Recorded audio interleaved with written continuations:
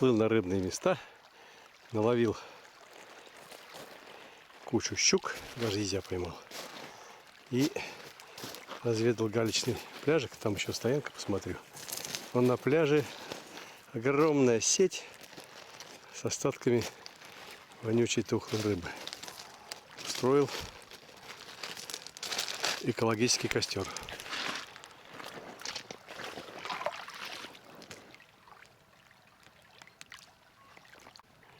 Вот такая страхолюдина. Ну, надеюсь, все сгорит. Но экологический костер сгорелся на славу. Надеюсь, эта гадость сгорит.